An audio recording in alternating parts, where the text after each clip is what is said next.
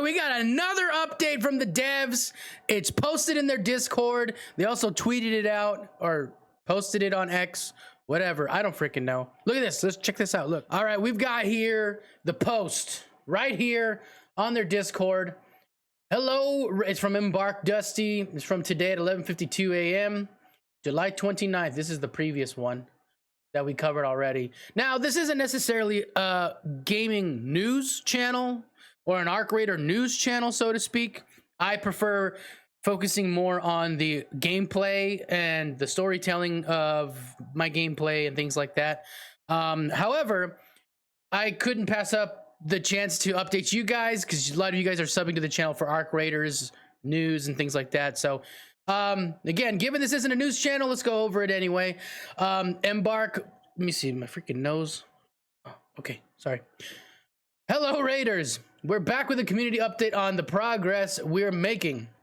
In a chat with design director Virgil, we discussed the core design pillars, choice and agency, fidelity and depth, and risk and reward, and how they help raise the stakes in Arc Raiders. Arc Raiders is, at its core, a game about taking risks. Balancing risk and reward, or what we call high stakes, is a standard practice in game design, but it finds its peak in the Rust Belt. It's the cornerstone of our gameplay mechanics, and those high stakes influence everything. From the items you bring with you, the noises you make, the fights you pick, and the places you dare to go. The dangers you face and the choices you make to overcome them should always feel worth the rewards they yield. In a session of Arc Raiders, the clearest way we communicate risk is through the map screen. It highlights areas where you can expect to run into a greater Arc threat, either through numbers or type, but have high concentrations of valuable loot. Players naturally gravitate towards these hotspots, often leading to encounters with other raiders. From data in Tech Test 2, I believe, TT2, Tech Test 2, we could see that these high-risk areas were doing their job. They drew in more traffic, provided the best loot opportunities, and generated more player collisions. We did find some discrepancies that are being improved on now, like locker rooms that didn't provide enough value for the rarity of their keys and the difficulty of getting into them. That's true. I think I remember getting into like a room with a key, you know, in one of the buildings. I forget that, like the dam key or something.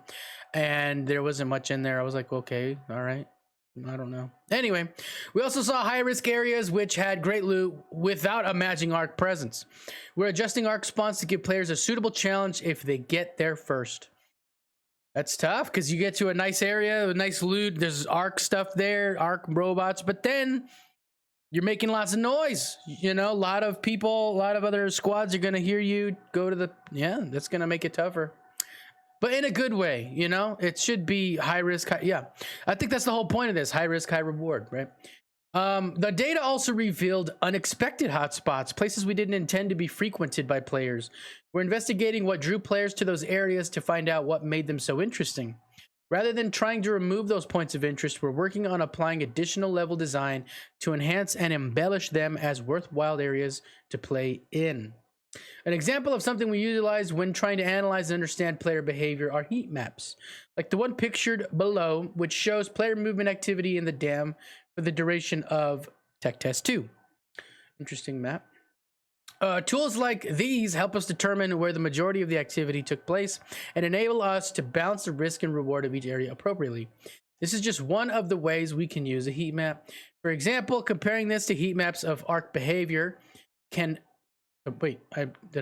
For example, comparing this to heat maps of Arc behavior can help us determine places where the threat is too high or too low. Okay, whatever.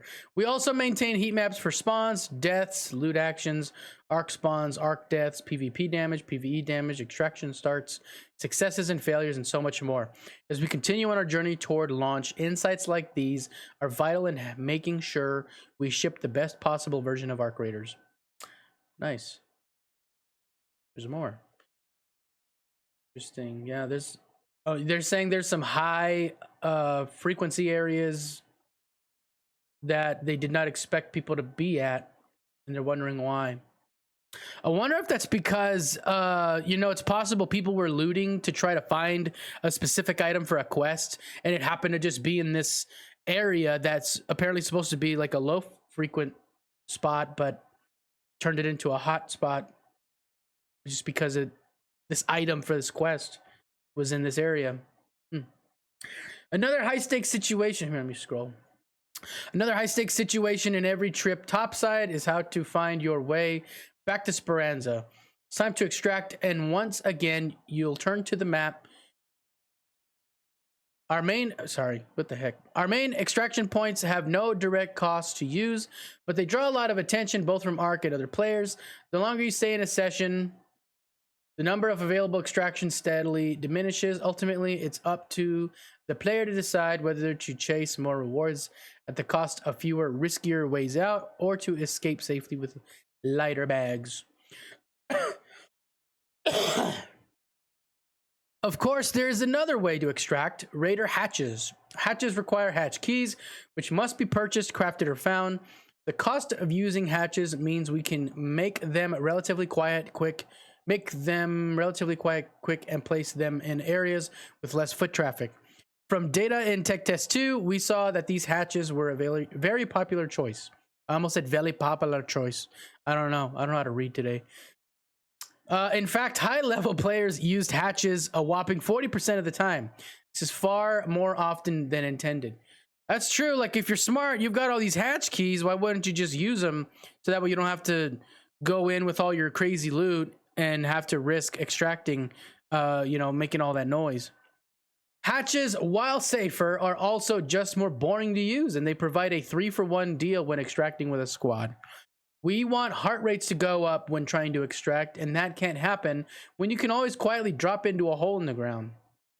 This means we need to rethink how hatch keys are acquired and make sure that using one is a choice that needs to be carefully weighed, not something you can rely on for every extraction. That's true. If they make hatch keys more common to find, everyone's going to have one, and especially if you only need one for all 3 of the squad members, you're going to be able to extract easily every time. Everyone's going to have one. You just... If you're squatting up, you just tell whoever you're squatting up with, who's bringing the hatch key. I got 7, so why don't I bring one since I have the most? It's not much of a sacrifice if you lose it. You know what I mean? So I understand that 100%. Leading up to launch, we'll continue to refine and balance extractions, loot areas, spawn locations, drone compositions, and the many other things that one can encounter topside.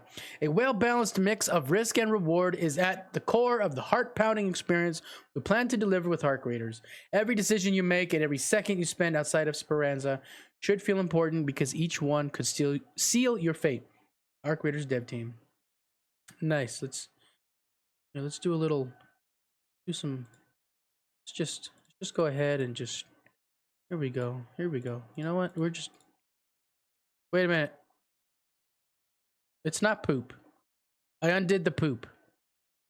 Okay, I'm getting carried away here. Anyway, I'm actually really interested in this map here because I'm trying to think, and you guys let me know in the comments if there are some high traffic areas that you experience that might seem to be that might have supposedly been intended to be more boring and slow points of interest.